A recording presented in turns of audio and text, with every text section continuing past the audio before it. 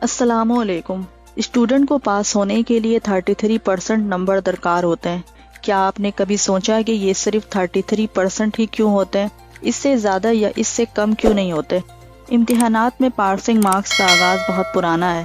1857 کی جنگ آزادی کے بعد ہندوستان میں 1858 میں پہلا میٹرک کا امتحان ہوا تو انگریز کو اس بات کی ضرورت محسوس ہوئی کہ اسٹوڈنٹس کو کتنے نمبروں سے پاس کیا جائے۔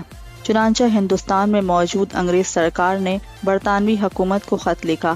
خط کے جواب میں کہا گیا کہ برطانیہ میں پاسنگ مارکس کیونکہ 65% ہیں اور برصغیر کے اسٹوڈنٹ برطانیہ کے بچوں کا مقابلہ نہیں کر سکتے کیونکہ وہاں کے لوگ آدھی عقل کے مالک ہوتے ہیں، اس لیے وہاں کے اسٹوڈنٹس کو پاس ہونے کے لیے 32.5 نمبر دیے جائیں۔ یہ انگریز سرکار کی ایک سوچ تھی کہ برصغیر کے اسٹوڈنٹ بہت کمزور ہیں اور برطانوی اسٹوڈنٹس کا مقابلہ نہیں کر سکتے۔ 1961 تک 32.5 نمبر کا سلسلہ چلتا رہا، جس کے بعد حساب کو آسان بنانے کے لیے اسے سیدھا 33% کر دیا گیا، جو بدقسمتی سے آج تک رائج ہے۔